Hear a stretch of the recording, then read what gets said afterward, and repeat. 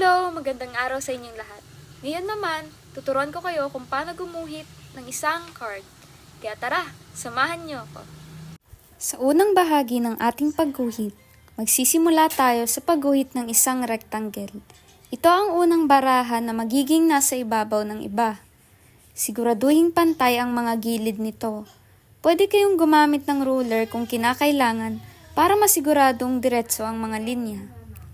Sa likod ng unang baraha, iguhit ang pangalawang baraha na nakatilt ang bahagya sa kanan.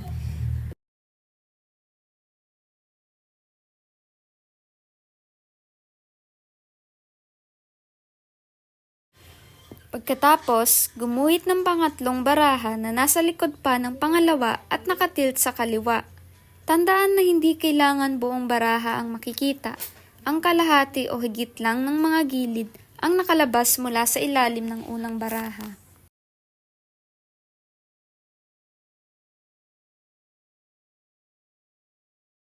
Sa unang baraha na nasa ibabaw, iguhit ang mga detalye ng baraha ng ace. Sa kaliwang sulok taas at kanang sulok ibaba, iguhit ang letrang A na sumisimbolo sa ace. At sa gitnang bahagi ng baraha, iguhit ang simbolo ng puso. Gumawa ng maliit na heart na nakasenter sa gitna.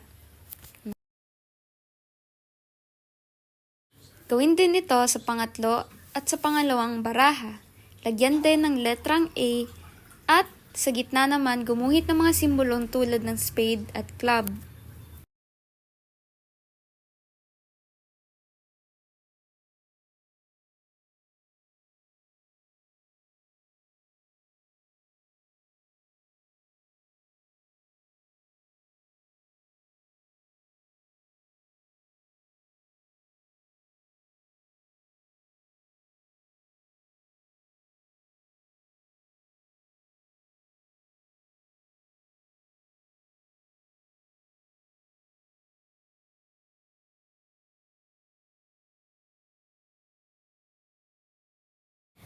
Maglagay ng light shading sa mga gilid ng bawat baraha upang ipakita ang depth at pag-layer. Sa ilalim ng bawat baraha, mag-shade ng bahagya upang ipakita ang mga magkakapatong. Siguraduhing mas maitim ang shading sa ilalim ng pinakailalim na baraha upang magmukhang mas malalim ang layer nito.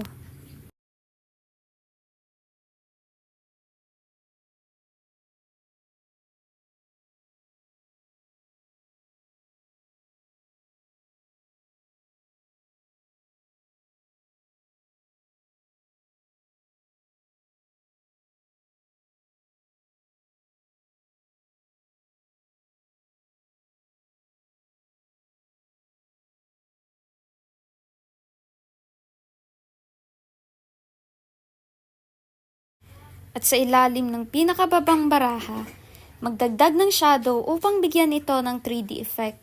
Gumamit ng mas maitim na lapis at mag-apply ng gradual shading mula sa baraha palabas para sa natural na itsura.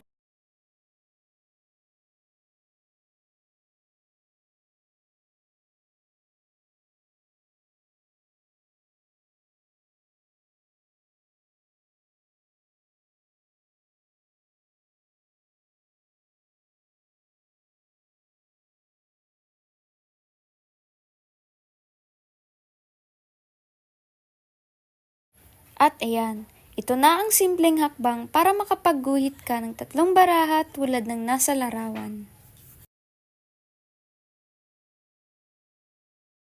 At natapos na ang ating iginuhit ng mga deck of cards. Kaya huwag kalimutang mag-like at mag-subscribe para sa mas marami pang tutorials. Muli, paalam!